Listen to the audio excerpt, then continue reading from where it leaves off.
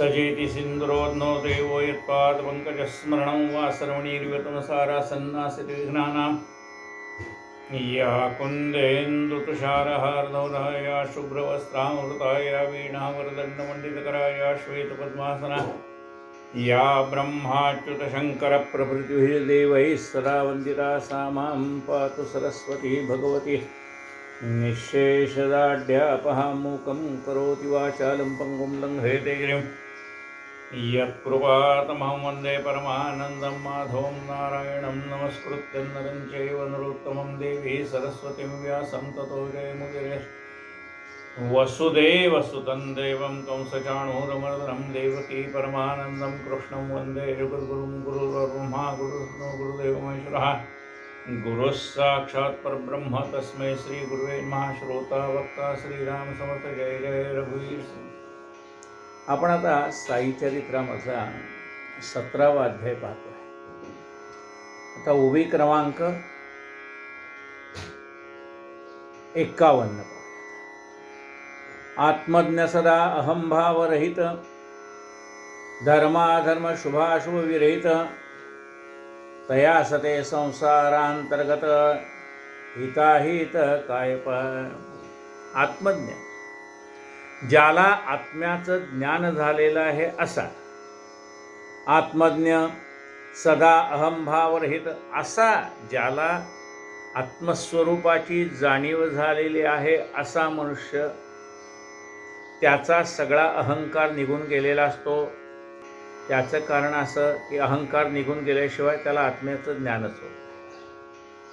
गुरुची कृपा झाल्याशिवाय अहंकार निघून जात नाही आणि अहंकार निघून गेला की मग आत्म्याचं ज्ञान. मग असा जो कोणी आहे आत्मज्ञ, सदा अहंभावरहित, त्याला कोणत्याही प्रकारचा अहंकार नसतो. त्याला धर्माधर्म म्हणजे आपण सामान्य माणसं आहेत, आपल्याला सर्व ज्याप्रमाणे सांगितले त्याप्रमाणेच आचरण करणं भाग आहे.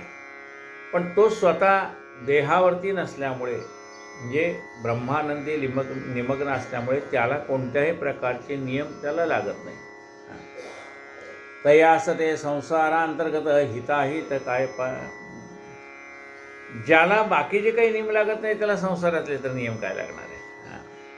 त्यामुळे तो आत्मस्थितीमध्ये रंगलेला माणूस हा, त्याला कुठल्याही प्रकारचा नियम लागू शकत नाही. विराली देहाहंकार वृत्ती तात्काळ तेथे संचली निवृत्ती. ज्या वेळेला हा देह मी आहे हा अहंकार नाहीसा होतो, त्याच वेळेला विराली देहाहंकार वृत्ती तात्काळ तेथेच संचली निवृत्ती.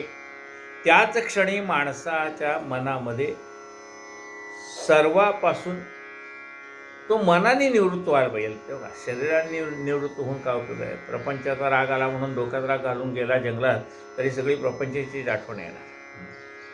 त्यामुळे निवृत्ती जी पाहिजे ती अंतःकरणापासून, मनातनं निवृत्ती पाहिजे.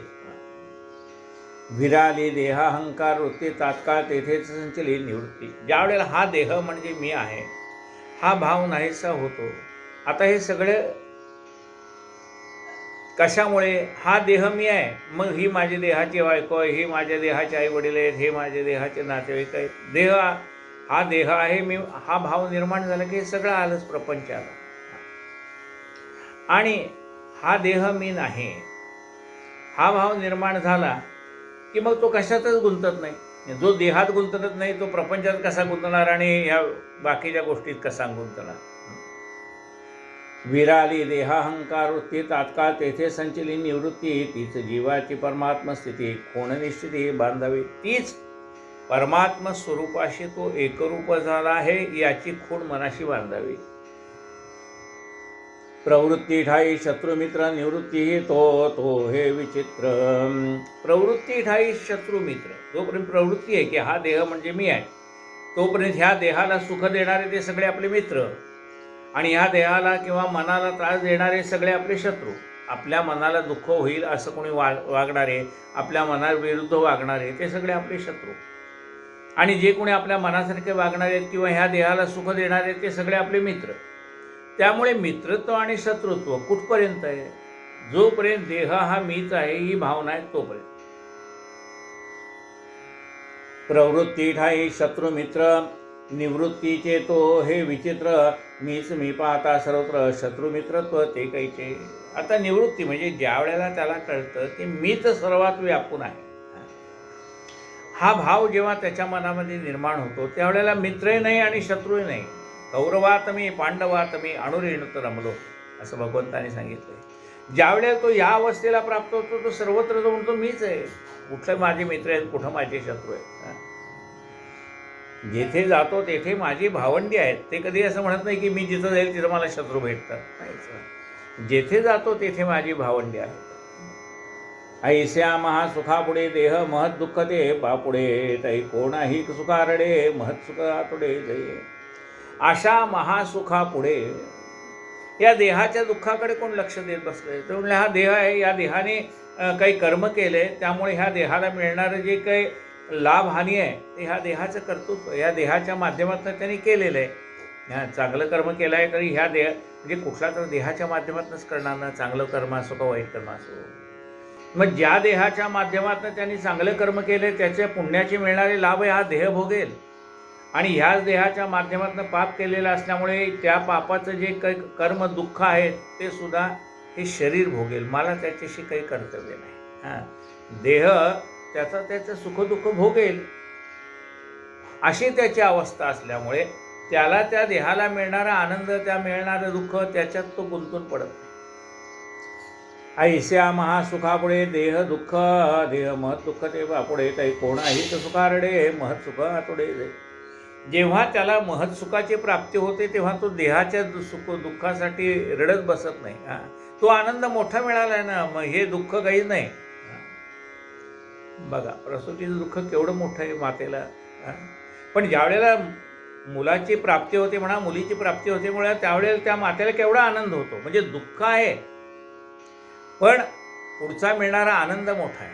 म्हणजे त्या आनंद पुढे मिळणाऱ्या आनंदासाठी ती सगळं दुःख सहन करते ना. तसं ज्याला भगवंताच्या सुखा मिळणार आहे, भगवंताची प्राप्ती होणार आहे, त्यासाठी वाटेल ते दुःख सहन करण्याची त्याची तयारी असते.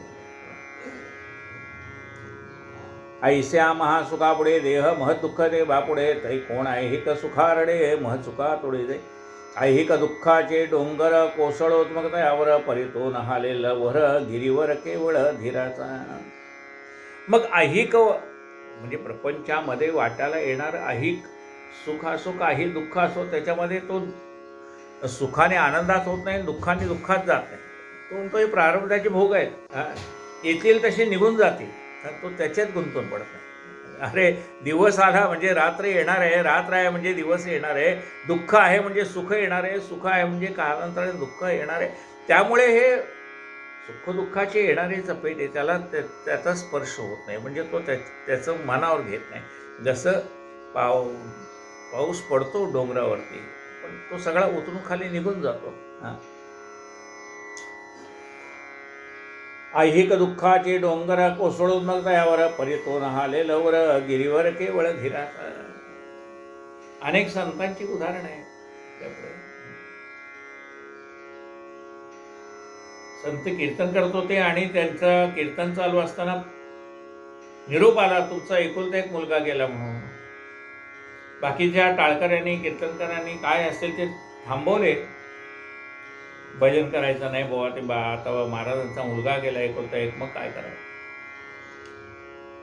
तेव्हा त्यांनी सांगितलं, अरे सगळीच माझीच लेकरं आहेत, कीर्तन थांबवू नका. विचार करा. म्हणजे संतांच्या जीवनामध्ये आपल्यासारखे सुखदुःखाचे प्रसंग येत नाहीत का? येतात ना. पण आपण त्याच्यामध्ये कोलमडून जातो, कोसळून जातो. पण संत त्याच्यामध्ये कोसळून जात नाही. ते म्हणतात ठीक आहे, त्याचा माझा ऋणानुबंध होता तोपर्यंत तो माझ्याजवळ राहिला, त्याचा ऋणानुबंध संपला तो चालला. म्हणजे संत या अवस्थेला पोचलेले असतात की कितीही दुःखाचा डोंगर, आता विचार करा, एकुलता एक मुलगा जाणं काय सुखाचा डोंगर आहे का? दुःखाचा डोंगर. पण त्याही अवस्थेत ते म्हणतात की ही सगळी मुलं माझीच आहेत, एका मुलासाठी मी किती दुःख करू. कीर्तन थांबवू नका, कीर्तन चालू ठेवा. म्हणजे हा जो भाव आहे त्यांच्या मनातला, तो समरसतेचा भाव आहे. सर्वच माझे आहेत, हा माझा तो परका असं मला थोडंच आहे म्हणाले. ऐहिक दुःखाचे डोंगर कोसळोत मग त्यावर परीतून हाले लवर गिरीवर केवळ धीराचा भगवंत ज्यावरी प्रसन्न होतो त्यालाच मग तो वैराग्य देतो त्यासी विवेकाचे सांगड बांधतो पारवितो उतरतो भवसागर. आता भगवंत ज्याच्यावरती प्रसन्न होतो त्याला आधी काय देतो? त्याला आधी विवेक देतो आणि मग वैराग्य देतो. बघा आपल्याकडे काय आहे? आधी वैराग्य. म्हणजे डोक्यात राग घातले की निघाला, आधी वैराग्य. थोड्या वेळाने राग उतरला की परत येतो. आपलं वैराग्य हे विवेकपूर्ण वैराग्य नाही. विवेकपूर्ण वैराग्य महत्वाचं आहे. म्हणून संत काय करतात? आधी आपल्या भक्ताला विवेक जागृत करतात त्याचा आणि मग त्याला वैराग्याची प्राप्ती करून देतात. भगवंत ज्यावरी प्रसन्न होतो त्यालाच मग तो वैराग्य देतो. वैराग्य हे भाग्यनिश्चिती. काय म्हटलंय? मनामध्ये वैराग्य निर्माण होणं हे भाग्याचं लक्षण आहे. पण हे भाग्य कधी प्राप्त होतं? ज्यावेळेला भगवंताची तुमच्यावर कृपा होते, देव तुमच्यावर प्रसन्न होतो, त्यावेळेला तुम्हाला विवेकयुक्त वैराग्य तो देतो. आता देव आपल्यावरती प्रसन्न व्हावा असं जर वाटत असेल की कोणती माणसं देवाला आवडतात, आपण आवडावं वाटतं की नाही देवाला, मग असा विचार करावे की देवाला कोणती माणसं आवडतात तसं आपण वागायचं. म्हणजे देवाला कोणती माणसं आवडतात हा प्रश्न विचारा, म्हणजे त्याचे उत्तर लगेच मिळेल. म्हणजे देवाला कोणती माणसं आवडतात? म्हणजे देवाला कोणती माणसं आवडतात? साधा उत्तर आहे. म्हणजे त्याचं काय उत्तर आहे? जो आवडतो सकळाला तोची आवडे देवाला. जो सगळ्यांना आवडतो तो देवाला आवडतो. जेथे तेथे नित्य नवा जनास वाटे हा असावा, परंतु लालचीचा गोवा पडोची नीती. तो बहुता कारणे जन्मला पाहिजे तो ज्याला त्याला, मग काय उणे तयाला भूमंडळी. जो आवडतो सर्वांना तोची आवडे देवाला. जो सर्वांना आवडतो तो देवाला आवडणार. आम्ही इथं घरातल्याच माणसाला आवडत नाही तर बाहेरच्यांना कधी आवडायचे? शेजाऱ्या पाजाऱ्यांना कधी आवडायचे? सोसायटीतल्या माणसाला आम्ही कधी आवडणार? ह्या समाजाला आम्ही कधी आवडणार? म्हणजे आमचं वर्तन असं झालं पाहिजे की आम्हाला म्हणजे आम्ही घरातल्याही लोकांना आवडलं पाहिजे, शेजाऱ्या पाजाऱ्यांना आवडलं पाहिजे, सोसायटीतल्या लोकांना आवडलं पाहिजे. आणि आम्ही ज्या तालुक्यात राहतो म्हणा, ग्रामपंचायतीत राहतो म्हणा, जिल्ह्यात राहतो म्हणा, या राज्यात राहतो म्हणा, या विश्वात राहतो म्हणा, सगळ्याला आम्ही आवडलो पाहिजे. म्हणजे आमच्या हातून असं कर्म झालं पाहिजे की आम्ही सगळ्यांना आवडलो पाहिजे. कारण तो परमात्मा आहे, सर्वांमध्ये भरलेला आहे. सर्वांना आम्ही आवडलो म्हणजे देवाला आवडलो. म्हणजे आपलं वर्तन असं झालं पाहिजे की प्रत्येकाला आपण हवंसं वाटलं पाहिजे. गेले बरे म्हणजे आपण समजा गावाला गेलो, 8-10 दिवस आपण कुठतरी गावाला जातो. मग घरातल्या माणसं म्हणले बरं या 8-10 दिवस गावाला गेले ना, आता घरात शांतता आहे असं जर म्हटलं ना, म्हणजे आपलं कुठतरी चुकतं हे आपल्याला कळलं पाहिजे. आपण गावाला गेल्याने जर लोकांना आनंद होत असेल तर मग आपलं काय आपण मिळवलंय? उलट घरातल्या माणसाने किंवा त्यांनी असं म्हणले तुम्ही गेला तर जरा लवकर यावर का. म्हणजे आपलं अस्तित्व असणं हे सगळ्यांना आवडलं पाहिजे. म्हणजे आपल्या हातून असं वागणं झालं पाहिजे की जे सगळ्याला आवडेल. भगवंत ज्यावरी प्रसन्न होतो त्यालाच मग तो वैराग्य देतो, त्याशी विवेकाचे सांगड बांधतो, पारवितो तो उतरवितो भवसागर. आदर्शी उमटल्या मुखावरी स्पष्टात्मक दर्शनी तू जो तुझे तया ते येथे भूकी ब्रह्मलोकवरी जागा तिसरी नाहीच.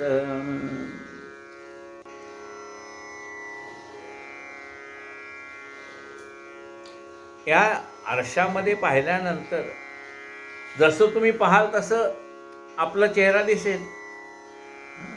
आपण डोळे वाटारून पाहिलं तर तो आपला आरशातला चेहरा आपलाच आहे, पण आपल्याकडे डोळे वाटारून पाहिजे. आपण कपाळावर आठा आणून जर पाहिलं आरशात तर तो आपलाच आरशातला चेहरा आपल्याकडे कपाळावर आठा आणून पाहिजे. आणि आपण प्रसन्न मुखाने पाहिलं तर तो आपलाच चेहरा आपल्याकडे प्रसन्न मुखाने पाहिल. दुसऱ्याचा आहे का तो चेहरा? आपलाच आहे ना. तसंच आहे, हे प्रतिबिंब आहे विश्वातलं. तो हे विश्व म्हणजे काय? आरसा आहे. त्याच्यामध्ये तुम्ही डोकावून पहा. जसं तुम्ही तसं जग. तुम्ही जगमित्र आहात तर सगळ्या जगाला हवंसं वाटणार. मग आपण जगमित्र व्हावं याच्यासाठी काय करावं लागतं? जगामध्ये जगमित्र जिव्हेपासी आहे सूत्र. जगामध्ये जगमित्र व्हायचं झालं तर हे सगळं सूत्र कशाजवळ आहे? जिभेजवळ आहे. तर ही जीभ जर गोड असेल, जीभ गोड तर जग गोड. यागी होता देवता तृप्ती, पितृलोकाची होईल प्राप्ती, लाधेल कर्मफलोपभुक्ती, आत्मसंवित्ती लादेना. यज्ञ करून पितृलोक प्रसन्न होतील, पण आत्मज्ञान प्राप्त होणार नाही. गंधर्व महर्जनस्तप सत्य तेथील आत्मदर्शन अति अविविक्त, या लागेली आत्मदर्शनासक्त, भूलोक यथोक्त वांछिती. गंधर्व लोक असो, म्हणजे सप्त लोक आहेत वरती. ओम भूः, ओम भुवः, ओम महः, ओम जनः, ओम तपः, ओम सत्यम, असे 7 पातळ्यात वरती जायच्या उद्धाराच्या. त्या एक एक स्टेपला मनुष्य पुढच्या स्टेपला जाऊन पोहोचतो. म्हणून आपण ह्या पृथ्वीशी बांधून राहिलो म्हणजे आपल्या काही वासना गुंतल्या तर पुन्हा इथे यावं लागतं. जसा विचार करा की एका दगडाला दोरा बांधला, खूप लांब दोरा आहे पण त्याला बांधून ठेवलाय, मध्यावरच बांधून ठेवलाय. साईनाथ महाराज की जय, साईनाथ महाराज की जय. असा विचार करा की पतंगवरती आकाशात सोडलाय आणि त्याला एक दोरा बांधलाय. रीळ मोठं आहे. समजा एक 20 फुटावर तो पतंग उंच गेलेला आहे आणि आपल्याकडे अजून दोरा भरपूर शिल्लक आहे, पण मध्येच दगड बांधून त्या दगडाला बांधून तो पतंग ठेवलाय. त्यामुळे 20 फुटावरती तो डोलतो. आणि मग असं वाटलं की हा 20 फुटावरचा पतंग आणखीन 40-50 फूट उंच जावा. मग काय केलं? त्या दगडाला बांधलेला दोरा हळू सोडला आणि त्याला वरती सोडलं. कुठपर्यंत तो वरती जाईल? जोपर्यंत तो रिळाला गुंडाळलेला आहे ना, गाठ मारलेली शेवटच्या धाग्याला, तोपर्यंत उंच जाईल. पण आकाशात जाईल का? नाही जाणार. पण त्याची गाठ बांधली कशाची? त्या रिळाशी गाठ बांधलेली आहे ना. मग तो पतंग आकाशात जावा असं वाटत असेल तर त्या रिळाची गाठ सुद्धा सोडावी लागेल, तेव्हा तो आकाशात जाईल. आलं लक्षात? 20 फुटावरचा पतंग उंच चाललाय, किंवा त्या दगडाची गाठ सोडली आणि राहिलेला दोरा पुन्हा त्याला ढील दिला आणि वरती सोडला, तर तो आकाशात कुठपर्यंत जाईल? तर जी फिरकीला ते दोरा बांधलेला आहे त्या फिरकीला शेवटची गाठ बांधलेली, शेवटचं टोक दोऱ्याचं फिरकीला बांधलेलं आहे. मग तो आकाशात कुठपर्यंत जाईल? तर त्याचा धागा जिथे बांधलेला आहे तिथेच तो थांबेल, म्हणजे आपल्या हातातच थांबेल. किती पतंग उंच गेला तरी त्याची दोरी आपल्या हातात आहे ना, त्याला बांधलाय शेवटचा धागा. मग हा पतंग आकाशामध्ये जावा असं वाटत असेल तर मग काय करावं लागेल? त्या रिळाला बांधलेली शेवटची गाठ सुद्धा सोडून दिली की तो पतंग आकाशामध्ये निघून जाईल. तशी आपली गाठ म्हणजे आपल्या वासना जोपर्यंत ह्या भूमीशी निगडीत आहेत तोपर्यंत पुनरुपी जन्म पुनरुपी मरणम ती चुकणार. ही शेवटची गाठ सुद्धा सोडावी लागते. म्हणून संत काय करतात? एक एक गाठ ढिली करत जातात. एकेका गाठ म्हणजे एकेका गोष्टीत गुंतलेलं आपलं मन म्हणजे ती गाठ आहे. मग संत एकेका गोष्टीत गुंतलेलं आपलं मन हळूहळू काढून घेतात. असं म्हणतात की देवाला ज्याच्यावर कृपा करायची ना, तो अशी कृपा करतो की मग ज्याच्यामध्ये आपलं मन गुंतलेलं आहे ना, ती माणसंच अशी काही वागायला लागतात की आपल्याला असं वाटतं नको यांच्याशी संबंध ठेवायला. कारण तुमचं मत त्याच्यात गुंतले, त्यातनं ते त्याशिवाय बाहेर कसं निघणार? मग त्या माणसालाच तशी वागायची बुद्धी होऊन जाते की मग ते वागल्यानंतर आपल्याला असं वाटतं नको बाबा एवढं मी या माणसासाठी केलं तरी याला आपली काही किंमत नाही. मग तो म्हणतो जाऊ दे, त्याच्याशी आपल्याला संबंध नको. म्हणजे त्याच्यामध्ये गुंतलेलं मन जोपर्यंत तुमचं निघणार नाही तोपर्यंत उद्धार गती कशी प्राप्त?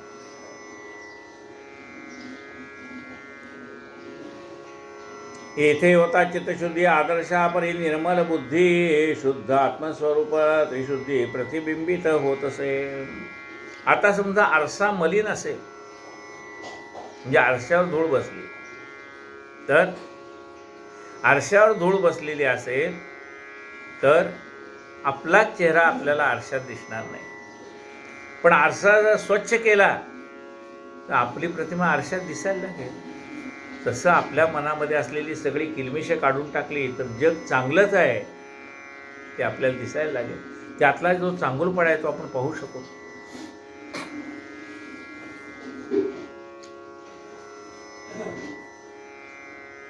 येथे होता चित्तशुद्धी आदर्शापर्यंत निर्मल बुद्धी. मग आपली बुद्धी सुद्धा निर्मल होऊन जाते. शुद्ध आत्मस्वरूप त्रिशुद्धी प्रतिबिंबित होत असे. मग हा जो मळ कसा निघून जातो? कीर्तन, प्रवचन, सत्संग, वाचन यामुळे, ग्रंथ वाचन यामुळे हा जो मळ आहे त्या बुद्धिरूपी आरशावर साठलेला तो ह्या श्रवणानंदाने हळूहळू हळूहळू स्वच्छ होत जातो आणि मग आपल्याला त्यात आत्मदर्शन होतं. येथे होते चित्त शुद्धी आदर्शापरी निर्मल बुद्धी. शुद्ध आत्मस्वरूप त्रिशुद्धी प्रतिबिंबित होत असे. तुझे स्थान जे ब्रह्मलोक तेथे होतो आत्मा व लोक परिसायास लागते अनेक कष्टकारकाचे. तर तो ब्रह्मलोकात सुद्धा आत्मावलोकन स्थिती होते पण पुन्हा परत यावं लागतं आपली अजून मन इकडे गुंतलेलं असल्यामुळे. सर्पावाणी माया वेटाळी अंती आतून आतडी पिढी सर्वा बाहेरी सर्वांग कवटाळे समर्थताळी कोणती आहे. तुम्ही बसल्या बसल्या पाहता खिशात 50 पट रुपये असता. काढा पाहू बाहेर आता ब्रह्म तो खिशात तुमचेच. बाबा सांगताय सर्पावाणी माया वेटाळी. ती माया जी आहे ती आपल्याला सर्पासारखी वेटाळून राहिलेली आहे. आत्मावलोक तेथे होतो आत्मावलोक परिसायास लागते अनेक. सर्पावाणी माया वेटाळी अक्षी आतून आतडी पिळी परिसायास लागते अनेक कष्टकारक. तर तो त्या सापाच्या वेटाळ्यातनं सुटायला सुद्धा थोडे कष्ट पडतात. तशी ती माया तुम्हाला वेटाळून राहिलेली आहे. गारुडे आला ना तर त्यांनी पुंगी वाजवल्यावर ती माया त्या माणसाला सोडून त्या पुंगीच्या मागे धावते. तसं तो ब्रह्मानंद प्राप्त झाला की त्या ब्रह्मानंदाच्या मागे ती गेली माया आणि आपल्याला सोडून जाते आणि आपल्याला तो ब्रह्मानंद प्राप्त होतो. सर्पावाणी माया वेटाळी अक्षय आतून आतडी पिढी बाहेर सर्वांक कवटाळी अक्षी टाळी कोणती आहे. तुम्ही बसल्या बसल्या पाहता खिशात 50 पट रुपये असता. काढा पाहू बाहेर आता ब्रह्म तो खिशात तुमचेची. त्या व्यापाऱ्याला ते सांगितलं जर ब्रह्मज्ञान प्राप्त करायला आता त्याला बाबा म्हणतात अरे मी तर 5 रुपये मागितले होते ना त्याच्या 50 पट पैसे तुझ्या खिशात आहेत. 5 5 25 म्हणजे 250 रुपये तुझ्या खिशात आहेत. 5 पट पैसे म्हणजे 50 पट पैसे. मला जेवढे पैसे पाहिजे होते त्याच्या 50 पट पैसे तुझ्या खिशात होते पण तुला त्यातले 5 रुपये द्यावे एवढी सुद्धा बुद्धी झाली नाही. काढा भाऊ बाहेर आता ब्रह्म तो खिशात तुमचे जा. काढा म्हणता हात घालते ग्रहस्थ पुढके खिशातून काढते 10 25 नोटा मोजती पुढक्यात. ग्रहस्थ विरघळले मनेचे मने केवढे महाराज अंतर्ज्ञानी मस्त ठेवते त्याची जणी आशीर्वचनी उत्कंठ. त्यांना वाटलं बाबाने खिशातले पैसे कसे काय जाणले म्हणून त्याने खिशातलं गाठोडं काढलं आणि मोजून पाहिलं तर बरोबर 10 25 नोटा निघाल्या. 250 रुपये त्याच्या खिशात निघाले. त्याने बाबा हे अंतर्ज्ञानी पाहिलं आणि साष्टांग नमस्कार घातला. गृहस्थ विरघळले मनीचे म्हणे केवढे महाराज अंतर्ज्ञानी मस्तक ठेवते त्याचे चरणी आशीर्वचन उत्कंठा. मग बाबा म्हणते ते वेळे गुंडाळ आपले ब्रह्म गुंडाळे लोभाचे झाल्या विण वाटोळे ब्रह्मन वेळे तुला गे. बाबा म्हणतो मला काय करायचे 5 रुपये का 50 रुपये घेऊन जा तुझे तुला. पण हा लोभ सुटल्याशिवाय तुला ब्रह्मज्ञान प्राप्त होणार नाही. पुत्र पश्वादी वितार जन आसक्त यातचे जायचे म्हणत याच कायचे ब्रह्मज्ञान द्रव्य व्यवधान सोडतं. ज्याला मुलाबाळातच ज्याचं मन गुंतून पडलेलं आहे त्याला ब्रह्माची प्राप्ती कशी व्हावी. प्रपंच सोडा असं नाही त्याच्यात गुंतलाय ते सोडा. का सोडा. प्रत्येक जीव जो जन्माला आलेला आहे तो त्याची सुख आणि दुःख बरोबर घेऊन आलेला आहे. आपण कुणाच्या सुखाला निमित्त नाही आणि कुणाच्या दुःखाला निमित्त नाही. आपण स्वतःला दोष देऊन घेतो की अरे माझ्यामुळं असं झालं माझ्यामुळे तसं. त्या त्या व्यक्तीचं प्रारब्ध आहे, तशीच ती माणसाला बुद्धी होत असते. बुद्धी कर्मानुसारिणी. आपल्या कर्मासारखी समोरच्या माणसाला वागायची बुद्धी होते. आपलं कर्म त्याला कारणीभूत असतं. बुद्धी कर्मानुसारिणी. आपल्यालाही बुद्धी तशीच होते आणि समोरच्या माणसाला आपल्याशी वागावं तशीच बुद्धी होती. एरवी जगाशी सगळ्यात चांगला वागणारा मनुष्य आपल्याशी वाईट का वागतो? विचार करायला पाहिजे. हे आपलं प्राक्तन आहे. म्हणून ह्या सगळ्यांची तुम्ही काळजी करत बसला. काळजी करून काय होणार? मुलाबाळाची काळजी करण्यापेक्षा त्यांच्यासाठी शिक्षण द्यावं, त्यांना त्यांच्यासाठी 2 पैसे ठेवता आले तर 2 पैसे ठेवावेत. काळजी करून काय?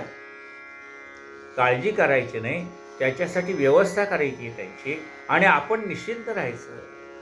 त्यांचं सुख आहे, त्यांचं दुःख आहे, ते बघतील ना. त्यांचं आता एकदा लग्न करून दिलं आहे म्हणजे त्यांचे ते बघतील. आपण प्रत्येक वेळेला त्या मुलाच्या सुनाच्या भांडणात कशाला पडायचं? त्यांचे ते विचार असतील, मुलाची बाजू सुनेची बाजू घ्यायचं काही कारण नाही. त्यांचे ते निस्तरतील ना. आपण कशाला त्या भांडणात पडायचं? पण आपल्याला ते पडल्याशिवाय चैन होत नाही. प्रत्येकाचं सुखदुःख प्रत्येकजण जन्माला येतानाच घेऊन आलेलं आहे. तुम्ही सुखस्य दुःखस्य नकोपी जाता. शास्त्रामध्ये वचन आहे. तुम्ही कुणाच्या सुखाला कारणीभूत होऊ शकत नाही आणि कुणाच्या दुःखाला कारणीभूत होऊ शकत नाही. प्रत्येकाचं सुखदुःख जो तो जन्माला येतानाच घेऊन आलाय. बघा, एखाद्या मुलाला उकिरड्यावर टाकलेलं असतं, त्याला कुत्रे खाईल का मांजर खाईल असं वाटत असतं. त्यातनं एखादा मनुष्य त्याला उचलतो, ऑर्फनेजमध्ये नेऊन ठेवतो. एखादा श्रीमंत मनुष्य त्याला दत्तक घेतो. ज्या मुलाची जगण्याची शाश्वती नाही, तो मुलगा कोट्याधीशाचा संपत्तीचा वारसदार होऊन जातो. आणि एखाद्या मुलासाठी आपण ठेवलेलं असेल तर नातेवाईक त्याला लुबाडून कधी नेतील त्याचा भरोसा नाही आहे. म्हणजे त्याच्या नशिबात सुख असेल तर त्याला मिळणार आहे, त्याच्या नशिबात दुःख असेल तर त्याला मिळणार आहे.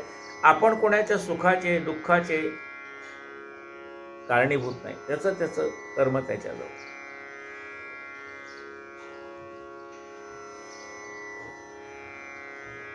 पुत्रपश्वादि वित्तार्जना आसक्त यातचे दयाचे म्हणा तयास कैके ब्रह्मज्ञान द्रव्य व्यवधान सुटतां महाकठीण वित्तमोह तृषावर्त दुःख गाह मदमत्सर मकर दुसह एक निस्पृह तरेल.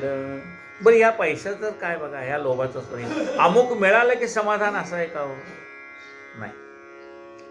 आता समजा आपल्याला 500 रुपये मिळतात, 1000 रुपये मिळण्यावर समाधान आहे का? नाही. 1000 मिळले तर असं वाटतं 2000 मिळावे, 2000 मिळतं वाटलं 20,000 मिळावे, 20,000 मिळालं 1 लाख मिळावे, लाख मिळाले तर असं वाटतं 10 लाख मिळावे, 10 लाख मिळाले तर असं वाटतं 50 लाख मिळावे, 50 लाख मिळाले तर वाटतं कोटी मिळावे, कोटी मिळाले तर 10 कोटी मिळावे, 50 कोटी मिळावे. त्याला कुठं अंत आहे? एक निस्पृह करेल लोभाशी अखंड, लोभाशी ब्रह्माचे अखंड वैर तेथे ध्याना नाही अवसरा काहीचे मुक्ती विरक्ती साचार आचार भ्रष्ट लोभिष्ट. आता लोभी माणसाला पैसे जोडता जोडता त्याला कशाकडे पाहायला वेळ नाही आहे. मग तो कधी विरक्तीच्या गोष्टीचा विचार करणार, कधी ब्रह्माचा विचार करणार. लोभा ठाई नसे शांती ना समाधान ना निश्चिंती एक लोभ असता चित्ती जाती मातीत साधने. लोभाच्या ठिकाणी ना शांती आहे ना समाधान आहे, कारण ते अधिक अधिक मिळावं हीच अपेक्षा आहे ना. लोभ वाढत जातो, कमी होत नाही. लोभ वाढत जातो, कमी होत नाही. लोभा ठाई नसे शांती ना समाधान ना निश्चिंती एक लोभ असता चित्ती जाती मातीत साधने. श्रुती स्मृतीस अविहित ऐसे निषिद्ध जेजुश्रीहरित त्यातचे सदैव जो आशक्ता असमहित चित्त तो. श्रुती स्मृतीने कसं वागावं हे सांगितलंय. पण हा त्या पैशाच्या मागे लागलेला मनुष्य तो श्रुतीचाही विचार करत नाही, स्मृतीचाही विचार करत नाही. का? श्रुती स्मृतीने काय सांगितलंय? पैसा मिळवावा, पण किती? आपल्या गरजेपुरता मिळवावा. अधिक मिळवलं तर ते पापाचं धनी होऊन जातं. तुम्हाला गरज केवढ्याची तेवढं मिळवा ना. त्या अधिकाधिक लोभाच्या मागे गेला तर लोभाशिवाय दुसरं काय प्राप्त होईल? प्रपंच चालण्यासाठी पैसा आवश्यक आहे आणि जास्ती मिळाला भगवंताच्या कृपेने तर तो चांगल्या कामात खर्च करावा. लोभा ठाई नसे शांती ना समाधान ना निश्चिंती एक लोभ असता चित्ती जाती मातीत साधने. श्रुती स्मृती अविहित ऐसे निषिद्ध जे दुश्चरित त्यातीचे सदैव जो आसक्त असमाहित चित्त जो तयाना विक्षिप्त चित्त सदैव दुष्कर्मी व्यावृत अखंड विषय कर्दमी लोळत हिताहित देखील त्याला विक्षिप्त चित्त म्हटलंय. जे करू नये तो करतो, जे बोलू नये तो बोलतो, जे खाऊ नये तो खातो, जिथे जाऊ नये तिथे जातो. त्याला काय म्हटलंय? विक्षिप्त चित्त म्हटलं. हो का ब्रह्मज्ञा विज्ञान संपन्न नाही जो फलेचेसी निर्विज्ञ तोवरी वाव ब्रह्म विज्ञान आत्मसंपन्न नाही तो. जरी त्याला ब्रह्माचं ज्ञान झालं तरी जोपर्यंत त्याचा लोभ सुटला नाही तोपर्यंत ते ब्रह्मज्ञान त्याच्या हातात येत नाही. आचरणात यायला पाहिजे ना. ब्रह्मज्ञान मिळणं निराळं आणि ते प्रत्यक्षात आचरणात येणं निराळं. कोण काही मागू येता अधिकार पाहते संत प्रथमता जैसे जायची योग्य योग्यता तैसे ते देती ते. आता आपल्यासारखे असंख्य भक्त बाबांकडे मागायला जातात, पण त्याला उपदेश करताना त्याचा अधिकार पाहून त्याला उपदेश करतात. काय म्हटले? अधिकार तैसा करू उपदेश. संत काय करतात? ज्या माणसाची जेवढी कपॅसिटी तेवढंच त्याला सांगतात. अधिकार तैसा करू उपदेश. अधिकार जसा असेल तसाच. आपण पाहतो गुरुकडे अनुग्रह घ्यायला एकदा कोणाला ते सांगतात 1 माळ कर, कोणाला सांगतात 2 कर, कोणाला सांगतात 5 कर, कोणाला सांगतात 10 कर, कोणाला सांगतात 50 माळा रोज कर. काय सांगतात? त्याचा अधिकार पाहतात. त्याला सांगितलं 50 माळा करता हा करेल, याला सांगितलं 10 माळा करता करेल, याला 2 माळा सांगितलं 2 माळा करेल, याला 1 माळा सांगितलं 1 माळा करेल. म्हणजे त्याच्या कामाचं व्यवधान किती आहे. याला ह्या सगळ्या कामातनं 1 माळ करायला वेळ मिळेल ते सद्गुरू सांगतात तू 1 माळ कर, बाकी तुझा उद्योगधंदा काय तो कर. ज्याच्याकडे वेळ भरपूर आहे त्याला सांगतात 50 माळा कर, काय काम आहे तुला, कर 50 माळा. म्हणजे सद्गुरू उपदेश करताना आपला अधिकार किती आहे, म्हणजे आपली नामावर श्रद्धा किती आहे ते आधी पाहतात. याची नामावर श्रद्धा नाही, ह्याला 50 माळा करायला सांगितलं तर तू नुसतं मिरवणी कधी येईल हेच पाहत बसेल. माळ भरभर पुढे चालली, त्याला आनंद कधी मिरवणी हातात आली झालं 1 माळ संपली. पुन्हा दुसरी पुन्हा मिरवणी हातात आला का बरं झालं 2 संपल्या 5 संपल्या, एकदा करून टाकलं. याने काही फळ मिळणार आहे का? आपल्याला ती माळ करताना जप करताना आनंद वाटला पाहिजे. आज देवाने माझ्याकडनं 2 माळा करून घेतल्या, 5 माळा करून घेतल्या, 10 माळा करून घेतल्या, आज माझ्याकडनं 50 माळा करून घेतल्या. त्या माळा करण्यामध्ये आपल्याला आनंद मिळाला पाहिजे. ते करून टाकल्यासारखं काम केलं तर त्याला काही अर्थ नाही. थोडं करा पण मनापासून करा. हो का विज्ञान ब्रह्मविज्ञान संपन्न नाही जो फलेचे अनिर्य. बरं काही वेळेला इतकी लोक करतात ना, ते म्हणतात नाही बाबा मला ते अमुक रोजचा माझा अध्याय आहे, पुन्हा ते यांनी सांगितले 5 अध्याय 5वा अध्यायाचा 10व्या अध्याय तो मला वाचायचा आहे. पुन्हा मी आणखीन कुठं 10 ग्रुपमध्ये माझं नाव आहे. मग ते 10 ग्रुपमधल्याने काही ना काही सांगितले असतं. कुठे सांगताय वासुदेवाय हरे परमात्मने तो जप करा, कृष्णाय वासुदेवाय हरे परमात्मने तो जप करा, तो जप करतो. कोणी म्हणतो विष्णू सहस्रनाम रोज म्हणा, कोणी म्हणतं अमुक. हा 10-20 जेवढ्या ग्रुपमध्ये त्या सगळ्या ग्रुपचं सगळं करत बसतो. एक न धड भारावर चिंधे. अरे एखादी उपासना करावी आणि ती व्यवस्थित करावी. उगी 10 ग्रुपमध्ये म्हणून 10 ग्रुपने 10 काही मेसेज टाकले की लगेच त्याच्यामध्ये गुंतून पडला असतं. तुमचा जो मार्ग आहे तो मार्ग सगळ्यांचं सगळं ऐकून घ्यावं ना. मग शेवटी समर्थ कशाला म्हणतात ऐकावे जनाचन करावे मनाचे. प्रत्येक जण सांगेल तुम्ही हा अध्यायाचा, कोणी सांगेल ते करा, कोणी सांगेल ते करा, कोणी सांगेल ते करा. अरे तुला पण तुझ्या रोजच्या व्यापातनं एवढा सगळा व्याप जमणार आहे का? आणि मग ते करून टाकल्यासारखं होतं. नाही माझ्या 4 अध्याय वाचायला झाले तेवढे वाचतो आणि मग मला बाहेर जायचं आहे, मग ते कधी एकदा 4 अध्याय वाचून होतील असं. नियम अत्यंत साधा आणि सोपा असावा आणि तेवढाच करावा. पुन्हा 50 लोकांनी 50 गोष्टी सांगितल्या म्हणून त्या सगळ्याच गोष्टी करत बसाव्यात असं नाही आहे. आपल्याला काय जमतंय आणि ते सुद्धा आनंदाने करता येतं आहे. माझ्या प्रपंचात मला मिळणारा वेळ किती आहे, त्या वेळात मी काय करू शकतो, त्याच्यापेक्षा 10 कितीही चांगला असेल तर मला जमणार नाही. मग त्याच्यात आपण भाग घ्यायचा नाही. त्याला असं वाटतं त्यात मी भाग घेतला नाही तर काय म्हणतील, ह्याच्यात मी भाग घेतला नाही तर काय म्हणतील. काय म्हणत नाहीत लोक. तुम्ही भाग घेतला तरी तो कार्यक्रम होणार आहे, नाही घेतला तरी होणार आहे. कार्यक्रम होतच राहतो. परमेश्वराला त्याचं कार्य करून घ्यायचं तो करूनच घेत असतो. आपल्या भाग घेण्याने तर कार्यक्रम पूर्ण होतो असं नाही, किंवा आपण भाग घेतला नाही म्हणून ते काम अपूर्ण राहतं असंही नाही. त्याचं ते काम असतं ते होतच असतं. पण तुम्हाला काय जमतं आहे आणि तुम्हाला भले 1 अध्याय असो पण तेवढा शांतपणे लक्षपूर्वक वाचता येतं का? बरे 2 माळ 5 माळ 10 माळा काय असतील त्या शांतपणे करता येतात का? आणि रोजचा व्याप सांभाळून. आता काय होतं माहिती का, सगळ्यात तुम्ही भाग घेतला तर मग ते तारांबळ होती आपली प्रपंचात. हां, आता मला हे करायचं आहे, मला पाहुण्याकडे जायचं आहे, आता माझ्याकडे पाहुणे आलेत, आता माझं हे रोजच्या पाहुण्यांचं ह्यांचं करून मला हे एवढं सगळं वाचायला वेळ कधी मिळणार? मग इतकं व्याप करायला कोणी सांगितलं आहे? तुम्हाला जेवढं जमेल तेवढं तुम्ही करा, पण कराल ते मनापासून करा. कोण काही मागू येता अधिकार पाहते संत प्रथमतः. बघा काय म्हणतात साठे गुरुजी, काही स्वतःच्या पदरचं सांगत नाही. बाबा सांगतायत तेच सांगतो. ऐकायचं असलं ऐकायचं, नाही असलं सोडून द्यायचं. आपल्याला काय, मी तो हमाल भारव आहे. बाबा सांगतात काय सांगतात बघा. कोणी काही मागू येता अधिकार पाहते संत प्रथमतः. कोणी काही मागायला आला तर संत पाहतात त्याचा अधिकार काय आहे. अधिकार तैसा करू उपदेश, जसा ज्याचा अधिकार आहे तसा उपदेश करतात. आता कसा अधिकार तैसा बघा. बरं, संतांनी काय असतं माहिती का, वेगवेगळ्या वेळेला वेगवेगळ्या माणसाला उपदेश केलेला असतो. म्हणजे आपल्यासारखे असंख्य भक्त जातात महाराजांकडे, त्या वेळेला त्यांनी प्रत्येकाला काहीतरी उपदेश केलेला असतो. आता त्याचा अधिकार आणि त्याची पात्रता पाहून त्यांनी उपदेश केले असतो.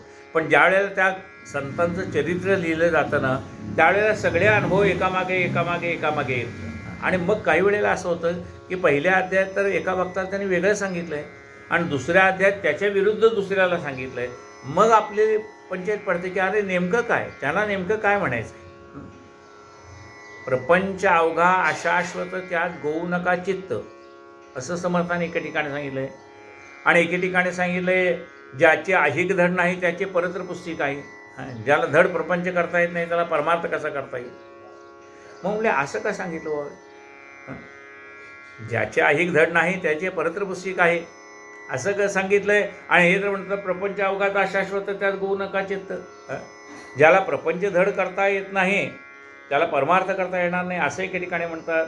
आणि एके ठिकाणी म्हणतात हा प्रपंच सगळा खोटा आहे, त्याच्यामध्ये लक्ष घालू नको, गुंतू नको. आता प्रपंच खोटा आहे असंही म्हणतात, प्रपंच कर असंही म्हणतात.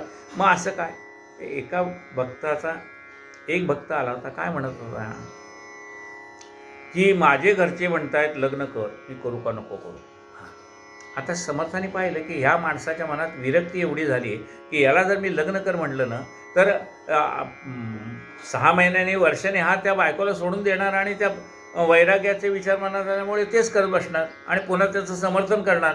नाही मला वैराग्य यावं, मला संन्यास घ्यायचा होता म्हणून मी लग्न केलं आणि मग एकदा प्रपंच केल्याशिवाय संन्यास घेता येत नाही, गृहस्थाश्रम घेतल्याशिवाय, म्हणून मी लग्न केलं ना आता मी संन्यासाश्रम घेणार. मग त्या बिचारीचं काय, तुझं कल्याण होईल पण त्या बिचारीचं काय, तिने काय करावं. मग समर्थाने काय केलं की असा जो वैराग्य संपन्न मनुष्य आला होता आणि सांगत होता की घरचे म्हणतात लग्न करू, मी करू का नको करू. मग ते म्हणले कशाला त्यात भानगडी पडतो, प्रपंच अवघात अशाच होतं त्यात गोळू नकायचं. आणि सांगितलं या भानगडीत पडू नको, तू आपलं वैराग्य संपन्न राहत तसं जीवनचं. दुसरा एक आला, त्याला काहीतरी वाचलेलं होतं, मनात आलं की वैराग्य निर्माण झालं, आता काही नाही, सगळं खोटं आहे, आपण काही नाही, आता फक्त देवदेव करत बसायचं. पण हळूच त्याचं लक्ष, कोणी स्त्री आली ही आली की इकडे तिकडे जायचं. म्हणजे पोथी वाचायला बसला तरी आणि कथा वाचायला बसला तरी, म्हणजे मनात वैराग्याचे विचार, पण मन कुठं चाललंय, स्त्रीच्या देहाकडे मन चाललंय. आणि समर्थांना काय कळत नाही, समर्थांना सगळं कळतं ना. आपण वाचताना आपलं लक्ष कुठे ते आपल्याला समर्थांना कळत असतं. मग समर्थाने तो मनुष्य गेला विचारायला, म्हणले का घरचे म्हणतात लग्न करा, आता मी काय करू. त्याने सांगितलं लग्न कर आणि मोकळा हो. अरे ज्याचे ऐहिक धड नाही त्याचे परत्र पुस्तिक आहे. ज्याला प्रपंच धड करता येत नाही त्याला परमार्थ कसा करता येईल, लग्न कर जा म्हणले. याचं लक्ष स्त्रीच्या विषयामध्ये गुंतलेला आहे असं पाहिल्यानंतर त्याला तो उपदेश केला. त्यामुळे अधिकार तैसा करू उपदेश, ज्याचा जसा अधिकार आहे तसा संत उपदेश करत असतात. पण ते सगळेच प्रसंग एकाच ठिकाणी ग्रंथात असल्यामुळे वाचकाला असं वाटतं बुवा ह्या अध्यायात हे सांगितलं आणि ह्या अध्यायात हे सांगितलं, मग असं विरुद्ध कसं सांगितलं. त्याचं जाणून घेतलं की कळतं की ते तिथे का असं का म्हणलेत आणि इथे असं का म्हणतायत.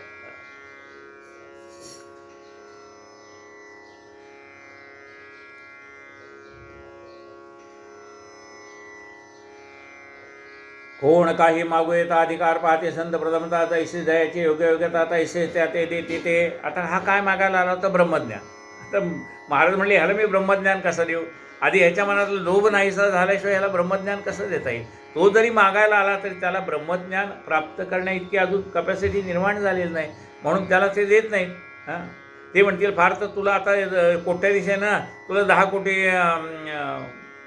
पैसे मिळतील का? तुला पाहिजे त्याच्यापेक्षा जास्ती तुझी संपत्ती मिळेल. त्याला त्याच्यातच गुंतण्याचा आनंद आहे. त्याला संतचं काय करणार? संताकडे मागायला जातात ना, मला आता 2 फॅक्टरी आहेत, 10 फॅक्टरी उद्या. संत म्हणतील होतील, जा, तुला त्याच्यातच गुंतून पडायचं आहे, हा अनेक जन्म लागणार आहे तुला यातनं बाहेर पडायला. जया मने रात्रंजन देहाभिमान विषय चिंतन दया गुरुपदेशाचा क्षीण व्यर्थ ना गुण भयर्था. ज्याचा देहभाव गेलेला नाही त्याला कितीही गुरुन उपदेश केला तरी काय उपयोग नाही.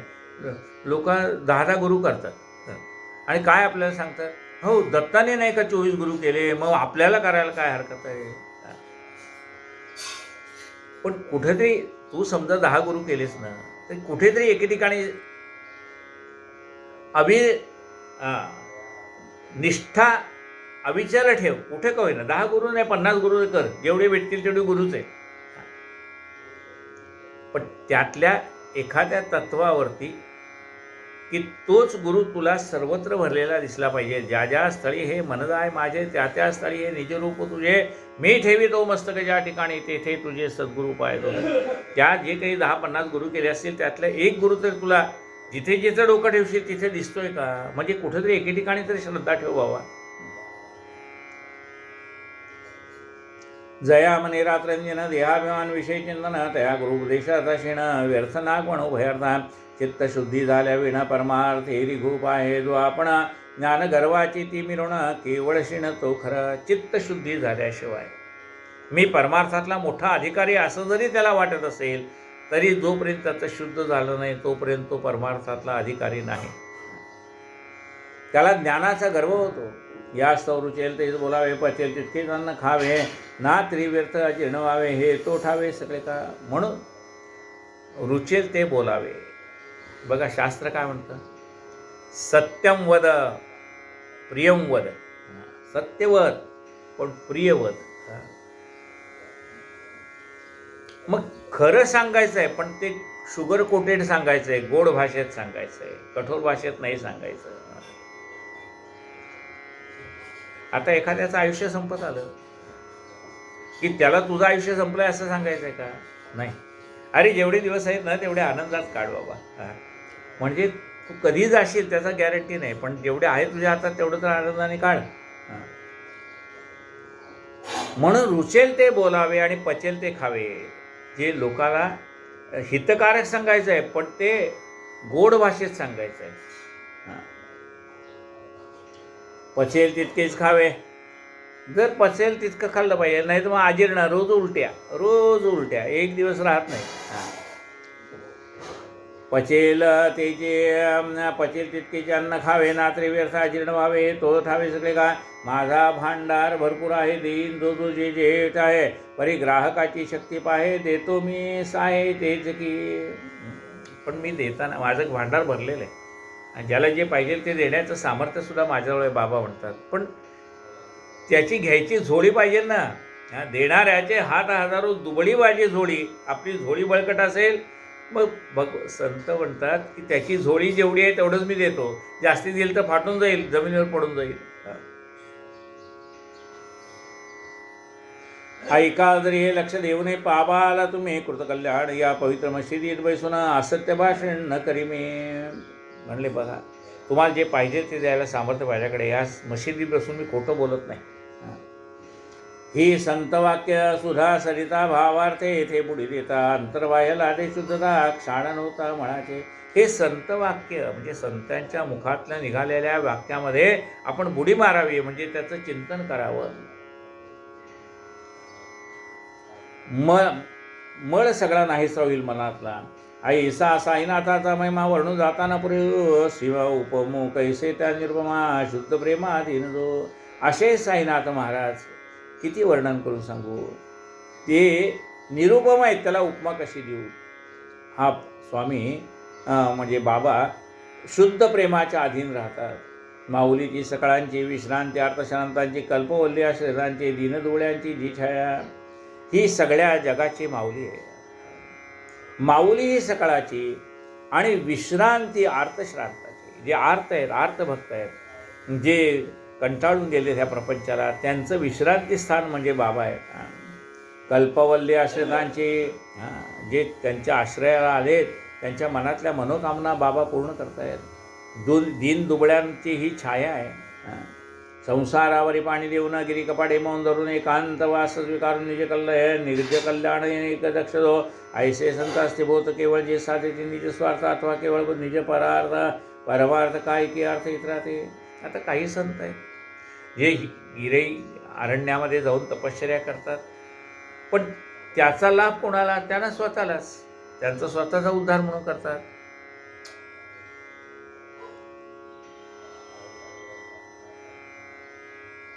ऐसे संत असते बोत केवळ जे साधते निज स्वार्थ अथवा केवळ निज परमा, किंवा काही लोक स्वतःचा परमार्थ सिद्ध व्हावा म्हणून करतात, त्याचा लोकाला काय उपयोग. ऐसे काय अर्थ काय की अर्थ येत राहते तेवी न साईबाबा महंत नसताप तेष्ट गणगोत गरदार वाज आहे सुद्धा प्रपंचात राहते. आता बाबांना आई वडील पत्नी मुलं बाळ काही नाही, पण त्यांचा प्रपंच काय आहे, हे आलेले भक्तच त्यांचा प्रपंच आहे. करतल भिक्षा पाच घरा तरो तलवा साष्टो प्रहरा मांडोनी चिता संसार प्रपंच पसारा व्यवहार सारा शिकवते. 5 घरी जाऊन हातावर मिळेल एवढी भिक्षा घेते, म्हणजे थोडी पण मुठभर, बहुत आणता घ्यावे मुष्टी इतके असं सांगितलं आहे. थोडं घेतात बाबा, 5 घरी भिक्षा मागतात आणि झाडाखाली बसलेले आहेत, पण एवढा मोठा प्रपंच चालवतात कुणाचा, भक्तांचा. करतल भिक्षा 5 घरा तरुतलवा साष्टो प्रहरा मांडो निश्चिता प्रपंच सारा व्यवहार सारा शिकवते. हे पण बाबा व्यवहार कसा करावा, प्रपंचात कसं राहावं ते शिकवतात. साधून निज ब्रह्मस्थिती जनतेच्या कल्याणा झिस्ती ऐसे संत महामती विरळा जगते असतील. स्वतःच्या ब्रह्मस्थितीला धक्का न लावता भक्तांचं कल्याण करणारे संत विरळ आहेत, म्हणजे कमी आहेत. धन्य तो देश धन्य ते कुळ धन्य ती आई बापे निर्मळ धन्य यांचा कोसावा सोजवळ प्रसवला निर्मळ रत्ने. ते धन्य ज्यांनी बाबांना जन्म दिला ते आई वडील धन्य आहे, तो देश धन्य आहे. अनायसे परीस लादला पाषाण समजून भोवती झुगारेला शिर्डीत या परम भागवताला कोणीन ओळखला भोकाळ. आता परीस लाभला होता. परीस हा दगडासारखाच असतो, त्यामुळे लोकांना असं वाटलं हा दगडच आहे म्हणून कित्येक दिवस, म्हणजे हा सामान्य मनुष्य आहे, फकीर आहे असं लोकांना वाटत होतं. त्यामुळे कित्येक दिवस लोकांना या बाबांचं सामर्थ्यच कळलेलं नव्हतं. जैसे उकिरडा रत्न पडावे पोराबाळा सापडावे त्यांनी वाटेल ते येथे उडवावे खुशाल तोडवावे दगडचे असो या परी तो ब्रह्माचा भक्त आशीर्वचनी पावे. तृतला हीच गत तुम्हा आम्हा समजता बिकट रस्ता सोडावा. जोवरी बाह्य विषयांचे सेवन शब्द श्रवण स्पर्श संवेदना आमोद घ्राणन बाह्यांग दर्शन तौन विरोधन विषयार्था. जोपर्यंत ह्या विषयात गुंतून पडले आहेत त्यापर्यंत त्या विषयातनं बाहेर पडता येत नाही. झाली आविण इंद्रिय निरोधन स्वभाव प्रवृत्त परावर्तना प्रत्युग्र वाचे अवलोकन वा तद्बोधन अशक्य.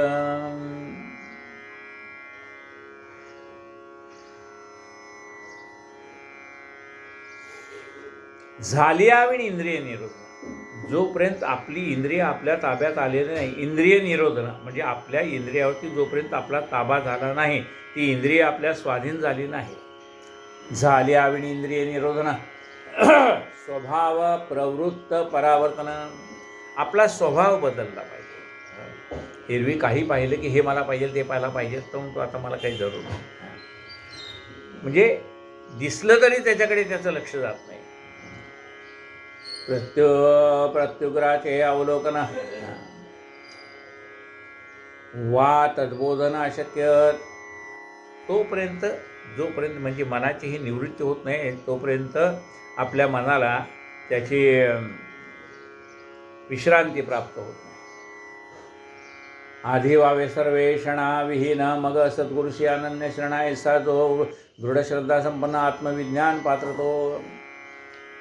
आत्मविज्ञानाला पात्र कोण आहे? तर ज्याने सर्वेषणा सोडलेल्या आहेत. सर्वेषणा म्हणजे कुठल्या ईषणा आहेत? ईषणा म्हणजे इच्छा कुठल्या आहेत? पुत्रेषणा, वित्तेषणा आणि लोकेषणा. त्याने 3 ईषणा आहेत.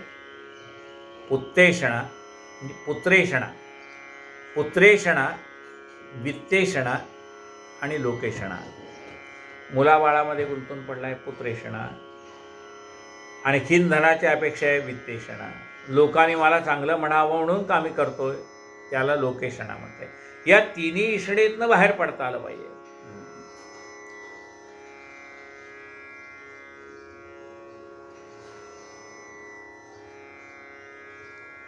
आधी व्हावे सर्वेषणा विहीन मग सद्गुरुशी अनन्य शरणाय सा जो वृद्ध दृढश्रद्धा संपन्न आत्मविज्ञान पात्र तो.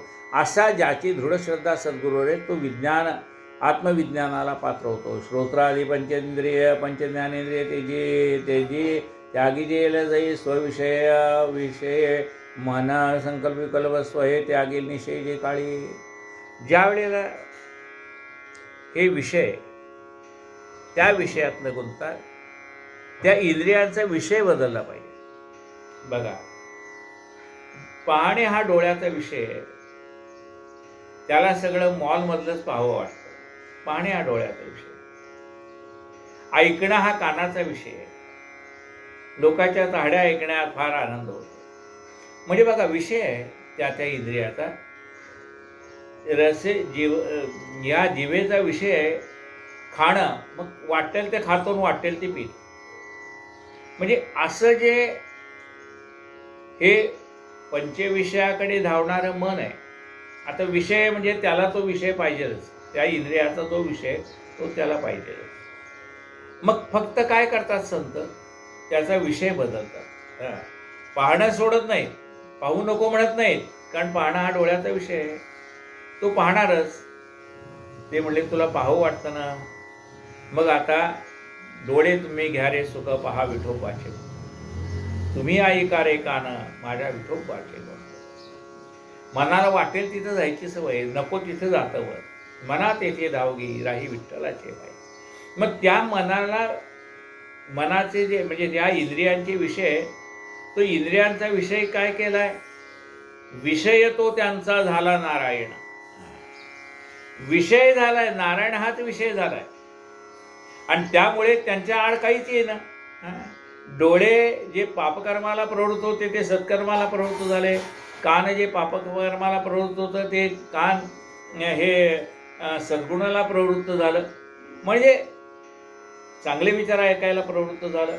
असं काय केलं संतांनी? त्याची दिशाच बदलून टाकली. जे षड्विकार परमार्थाला आड होते ते षड्विकार परमार्थाला अनुकूल झाले. राग येणं हा षड्विकारापैकी एक विकार आहे. तो राग परमार्थाला घातक आहे, पण तो परमार्थाला अनुकूल झाला. कसं काय अनुकूल झाला? म्हणले राग आहे ना, तो तुझ्यामध्ये असलेल्या दुर्विचारावरती तो राग कर, ते काढून टाक. म्हणले लोभ आहे ना, म्हणजे सोडू नको. तो लोभ भगवंताविषयी ठेव. भगवंत मला प्राप्त व्हावा असा लोभ ठेव. म्हणजे जे षड्विकार परमात्म्याच्या आड येत होते तेच षड्विकार परमार्थाला अनुकूल केले. जे विषय पुनरुपी जन्माला घालायला कारणीभूत होते तेच विषय उद्धाराला कारणीभूत ठरले. म्हणजे संत काय करतात? आपली प्रवृत्ती बदलतात, त्याची दिशा बदलतात. श्रोत्रादी पंचज्ञानेंद्रिय त्याजी गे त्यागी जे तीर जाई स्वविषय मन संकल्प विकल्प स्वये त्यागी निश्चय जे काळी. आता मनाचा स्वभाव काय? संकल्प विकल्पात्मक मन हा त्याचा स्वभाव आहे. तो मनाचा विषय सुटला पाहिजे. म्हणजे संकल्पही करायचा नाही, विकल्पही करायचा नाही. असं कसं होईल? ते कसं होतं? जो होता है भले के लिए हो रहा है. जो होगा भले के लिए होगा, जो हो गया वो भी भले के लिए हो गया. असं ज्या वेळेला मनामध्ये विचार येईल त्यावेळेला मनात संकल्प येणार आहे, विकल्प येणार नाही. ठीक आहे म्हणजे जे होतं ना ते भल्यासाठी होईल, काय जे घडेल ते घडू. ठेविले अनंते तैसेचे राहावे, चित्ती असू द्यावे समाधान. म्हणजे त्यावेळेला मन संकल्प विकल्पातनं बाहेर पडतं.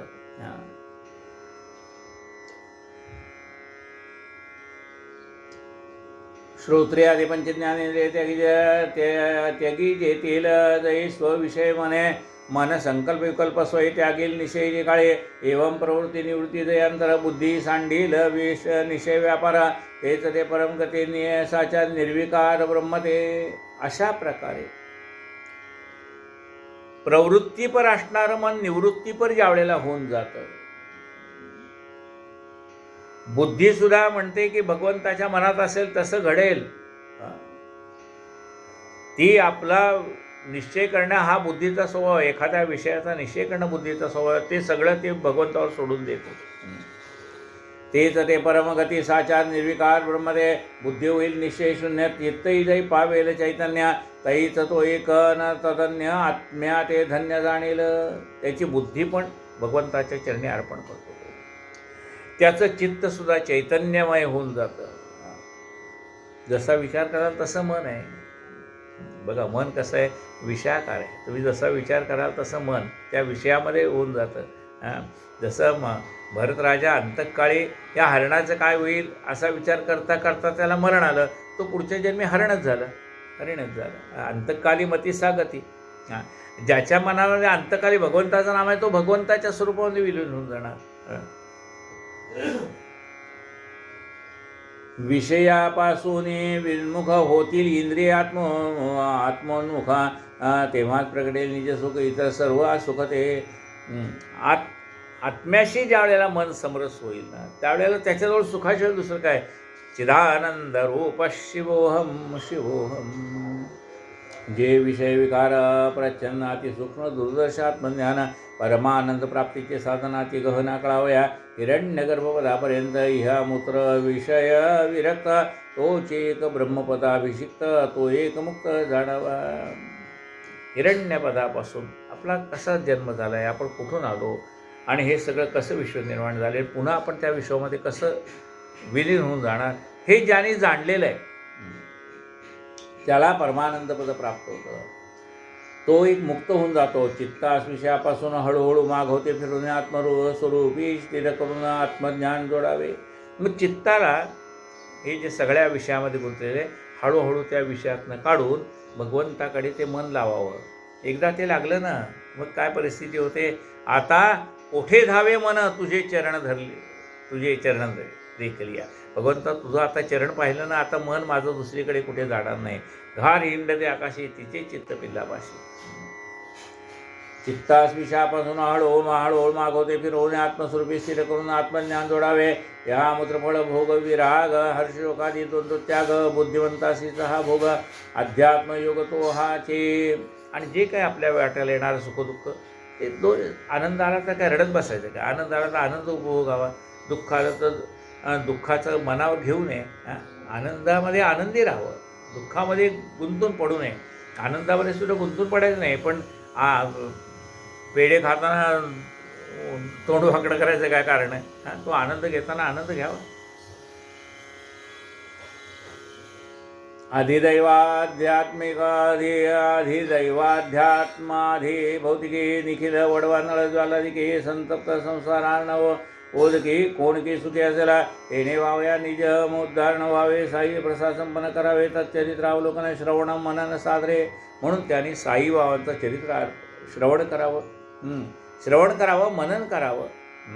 श्री साईनाथ चरित्र श्रोती हे सुपुत्र मित्र कलत्र परिसराला धैर्य परत्र लीला विचित्र बाबांचे सभाग्य श्रद्धाळू श्रोते तिची या कथांचे परिसता ते हळुवार चिते शांतते येते शांतना.